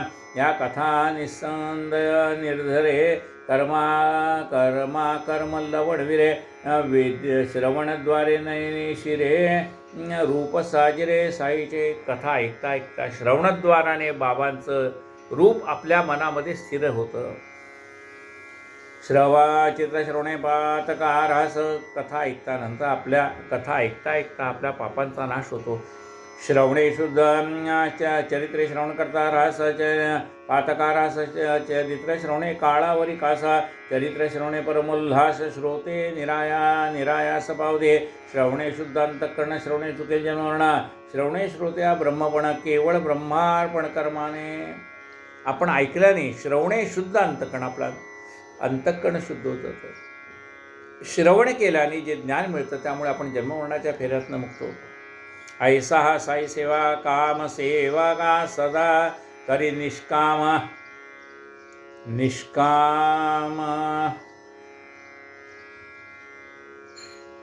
निज भक्ता श्री साईराम देईल आराम सर्वदा.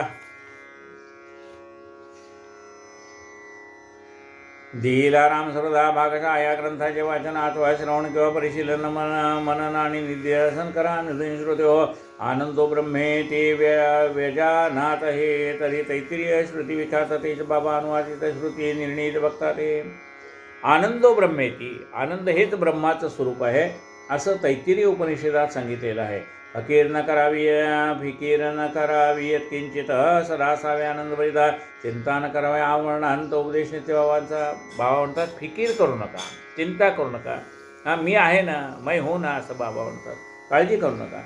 असो ब्रह्मतत्व निर्धारण ही अध्यायाचे या धोरण ही नौका भवतारण जाई शरण साहित्या. हित वचन वारंवार सांगावे करावे परोपकार. बाबा तयाचा ध्वनी अनुकार तदनुसार प्रवर्तिते. हे संयुक्तिक की अयुक्तिक हे मतभेद केवळ वैयक्तिक. जेणे सामान्य जनतेशी तोखतोच की रोख हे ग्रंथी हेचे आहे ते प्रयोजन बाबा जाणीत कार्य करणार. जैसे तयाचे मने स्थित धान होशमान हे तसे गुरुमुखीच्या कथा ऐकाव्या, आतर्क लीला अनुभवाव्या, स्मरतील त्या संग्रही ठेवाव्या, परिसवाव्या इतरा ते. बाबाच्या कथा ऐकाव्या, आपल्या लक्षात ठेवाव्यात, काही लोकांना सांगाव्यात. साईचे हे चरित्र बरे श्रवण करतात त्यादरे. श्रोत्या वक्त्यांचे दैन्य हरे दुर्दिन ओसरे. अवघ्यांचे पाहुणे बाबांचे अलौकिक लीला. कोण आभागीचे किन्न झाला, केवळ दर्शन मात्रेच निवाला लीन झाला पदगमने. विशद चरिते या साईचे प्रशस्त चित्ते ऐकावयाचे. संधी येता ऐसी सुखाची कोण फुकाची जवळील. असं चरित्र ऐकायची संधी आली तर कोण ही संधी जवळील.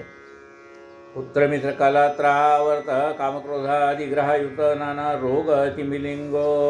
तिमिलिंगो जृंभक उद्वेलित आशा कल्लोळे. वेळी उद्वेगाचा झटका येऊन जातो.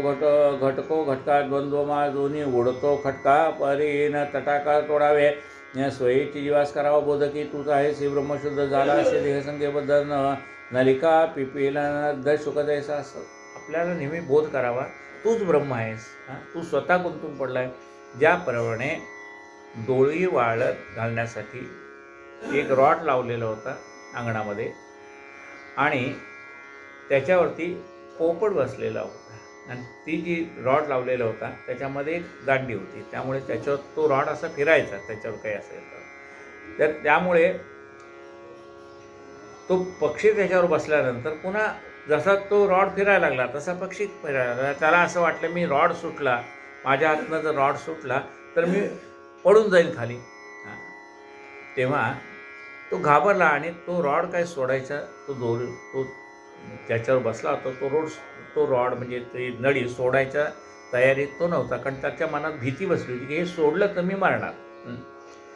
तेवढ्या झाडावर बसणारे पक्षी त्याला म्हणाले, अरे बाबा तू का उडत नाहीस. तो म्हणला काय करू, ह्या दांडीने मला धरून ठेवलं आहे.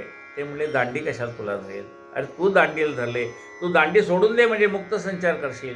त्याप्रमाणे त्या पक्षाने दांडी सोडल्याबरोबर तो आकाशामध्ये उडून गेला. तसंच दांडी कोणी धरली होती, पक्षानेच धरली होती आणि सोडली कोणी, पक्षाने सोडली. पक्षाने सोडल्यामुळे मुक्त झाला. तसं बद्ध कोण आहे, आपणच त्याच्यात गुंतवून पडले. आपणच त्याला सोडलं तर सुटतंय. म्हणजे मन गुंतवणारे आपणच आणि त्यातनं मनाला बाहेर काढणारे सुद्धा आपणच.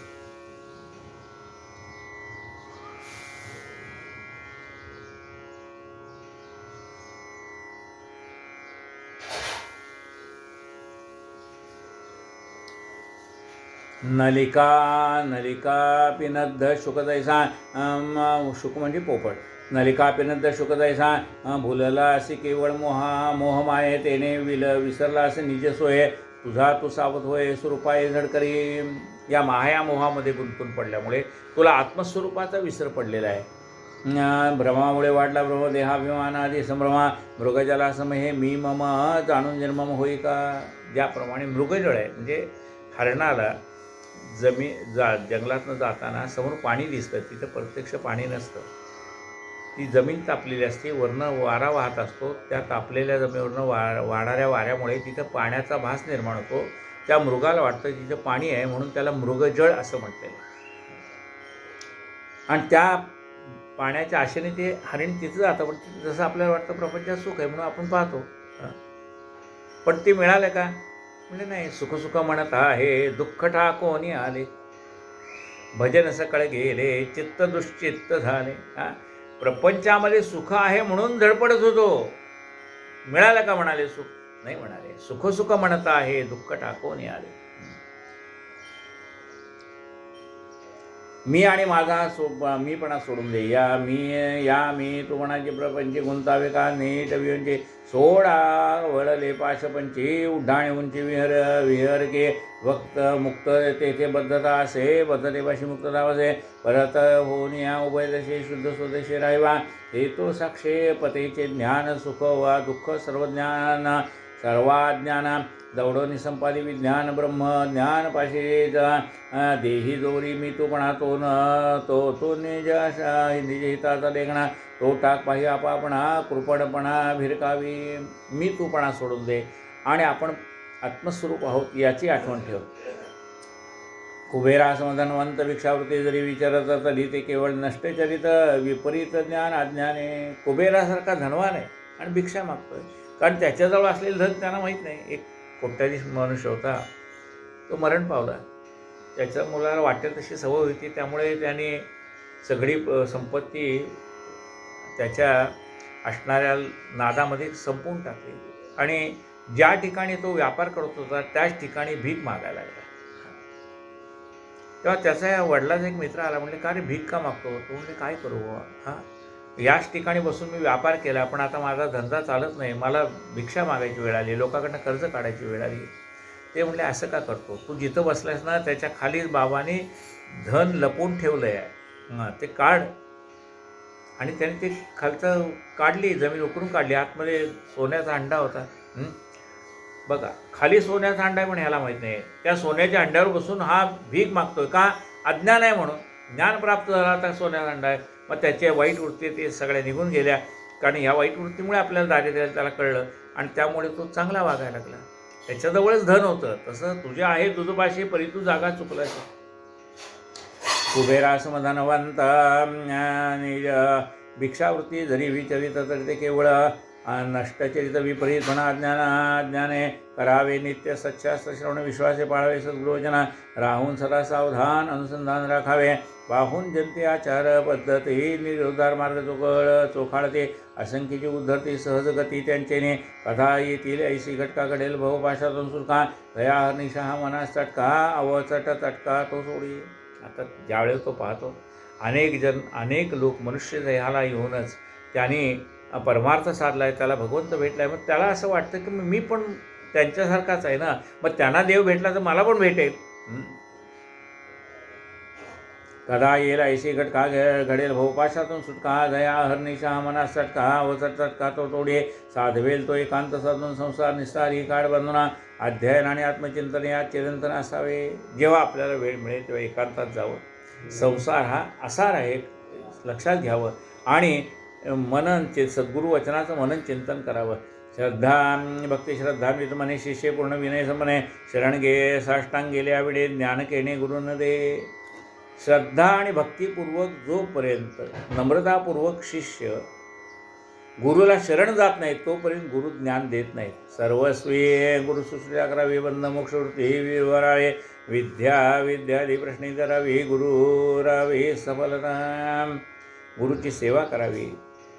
त्यांना यातनं मला कशी मुक्तता मिळेल असा प्रश्न विचारावा. आत्मा कोण परमात्मा कोण कोणा सांगावे. गुरुविना गुरुही न येता शरण पूर्ण देती कण ही ज्ञानाचा.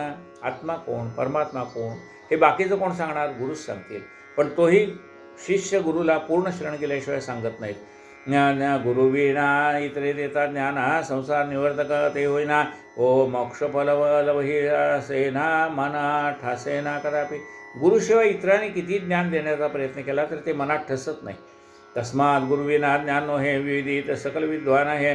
ब्रह्मात्मेके विषयी सोये परमार्थ पाय गुरुजे. तेथे न करता मान सांडून जाठा विमाना. ओनी अखंड दंडायमान खालवा मान गुरुपदी. दासांदास मी तुमचा भरोसा ऐकव पदांचा. धरोरी पावलो म्हणावाचा धडा जीवाचा दृढ करा. मग पहा चमत्कार तयाचा जो गुरु दयाळनो हेला विवासाचा. निज शेजी तरंगांच्या झेली वरच्यावर येतो. आणि मग एकदा का आपण शरण गेलो की सद्गुरू आपल्याला वरच्यावर झेलतो. भक्त संकटी पडता झेलून घेसी वरचे वरी हो. शिडी ठेवी अभयास्त झडा इडा पिढा करून उद्वसा. जाळोनी पातकांच्या राशी समस्त उदी मस्के भासेलो. एवं ब्रह्मार्थिया निरूपणा हे तो केवळ निमित्त जाणा. जीवाशिवाय त्याची कोण भक्ता संपूर्ण कथेली. त्या ब्रह्मज्ञान मिळवण्याच्या हेतूने आलेल्या एका व्यापाराच्या निमित्ताने भगवंताने आपल्याला ब्रह्मज्ञान कसं मिळावं हे सांगितलं. आता महाराजांची एवढी अतुल प्रज्ञा विद्या गाड्या असतात. हट्टीची काय प्रौढी काय आवडी विनोदी हे सहजंका येईल घेईल मन परी. पाहता विचारून एकच आहे समाधान सावधान बसे. मुला बाळा सवे बोलतात यांच्या बोबड्या बोला रमता. प्रौढत्वाच्या कथा वार्ता कधी होतात काय गे. नसते प्रेम कथा यावरी ते काय न शकेल वैखरी परिबोध. प्रधान कुसरी विनोद मस्करी हे काय म्हणेल बाबा विनोदाने पण त्याच्या हिताचं सांगायचे. काय आहे रोगपोटे हे काय आहे बाळादृष्टी मातेस पाजावी लागे गुटे जरी ते हट्टी बिना. आता लहान मुलाच्या मनामध्ये कृमी झाल्यात का काय झालं ते आईला कळेल ना. बाळाला कळत नाही आपल्याला पोटात कृमी झाल्यात म्हणून. मग आई त्याला औषध देते बळेबळेनं. मुलगा नको नको म्हणतो असतो. आई त्याला बळजबरीने तिच्या पोटात ओतते.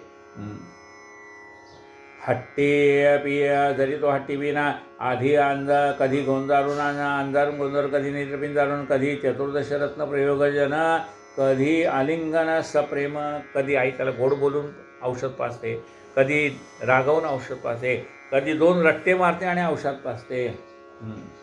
कधी जवळ घेते त्याला रट्टे दिले तरी आणि त्याला औषध देते. बाळा हे तुझ्या कल्याणासाठी आहे. तीच होऊ लागली तीच होऊ लागता प्रौढ करावे वाटे ती तयाचे गोळा. परी बुद्धी तीव्र वा बुजळ तैसा निवाड ज्ञानाचा. तीव्र बुद्धीचे तीव्र ग्रहण उपदेश ठरता न लगे क्षणा. तेच जडबुद्धीचे विलक्षण बहुत रक्षण सायास.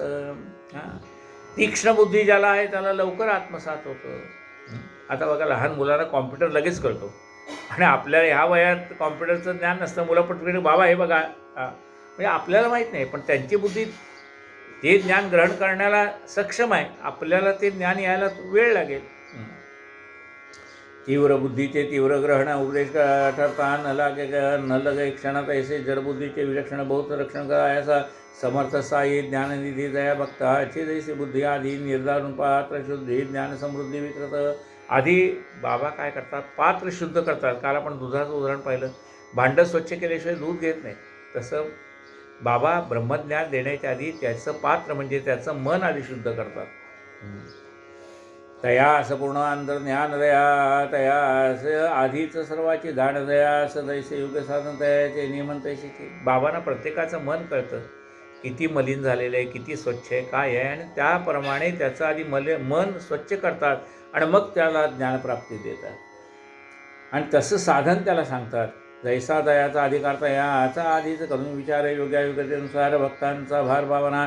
तैसेच आम्ही दिसाय थोर परित्या सिद्ध साई समोर खरीच आम्ही पोराहून पोर विनोदी थोर सर्वदा.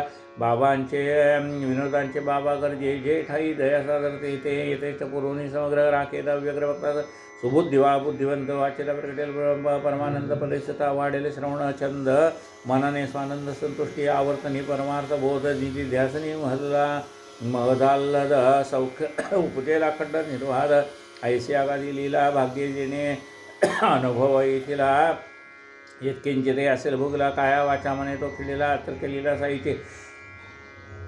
हेमाड साईपदी शरणा. विनोद मार्गे ज्ञानप्रधान भक्त कल्याणी प्रयोजन निमित्त जाण ब्रह्मार्थ. या पुढील अध्याय याहून गोड श्रवण आरतीयांचे पुढील कोड माझ्या जीवीची गुट होड कोडो पोडो निपुरविला. मी जाईन माधवापाशी बाबांचा निरुद्ध येईन त्याशी परतेन पावेन कैसा अनुग्रहाशी साध्यंतेशी परिसाते हरिसाचे स्वस्ते श्री संत जनप्रियते भक्त हिमाडभक्त विरचित साई समत सच्चरिते ब्रह्मज्ञान कथनाम सप्तदशोध्याय संपूर्ण श्री सद्गुरु साईनाथार्पणमस्तु.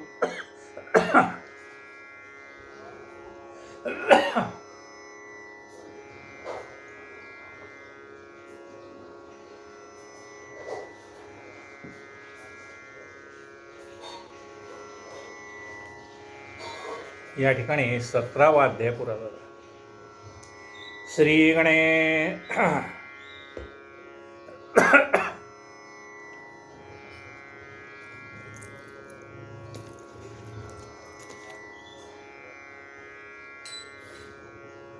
आरती कायेन वाचा मनसेन्द्रियर्वा बुद्ध्यात्मना प्रकृतिस्वकरोविज्ञान सकलं परस्मै नारायणे ते समर्पयामि. अच्युतं केशवं रामनारायणं कृष्णदामोदरं वासुदेवं श्रीधरं माधवं गोपिकावल्लभं जानकीनायकं रामचन्द्रं भजे. हरे राम राम राम हरे हरे हरे कृष्ण कृष्ण कृष्ण हरे हरे. साईनाथ महाराज की जय. आरती साई बाबा सौख्यदातार जीवा चरणार जातळी द्यावा दासा विसावा भक्ता विसावा. आरती साई बाबा जाळूनी आनंद स्वस्वरूपी राहे दंग मुमोक्षु जनदावी निज डोळा श्रीरंग डोळा श्रीरंग. आरती साई बाबा जया मने जैसा भाव तया तैसा अनुभव दाविसी दया घना ऐसी तुझी ही माव तुझी ही माव. आरती साई बाबा तुमचे नाम ध्याता हरे संस्कृती व्यथा अगाध तव करणे मार्ग दाविसी अनाथा दाविसी अनाथा. आरती साई बाबा कलियुगी अवतार सगुण ब्रह्म साचार अवतीर्ण झाला से स्वामी दत्त दिगंबर दत्त दिगंबर. आरती साई बाबा 18 गुरुवारी भक्त करी तिवारी प्रभुपद पहावया भव भय निवारी भवानी भय निवारी. आरती साई बाबा माझा निज द्रव्य ठेवा तव चरण रज सेवा मागणे साई बाबा. आरती साई बाबा इच्छित दिन चातक निर्मल तोय निज सुख पाजावे माधवाया सांभाळा आपुली भाक आपुली भाक. आरती साई बाबा आरती साई बाबा सौख्यदातार जीवा चरण रजातळी द्यावा दासा विसावा भक्ता विसावा. आरती साई बाबा. साईनाथ महाराज की जय.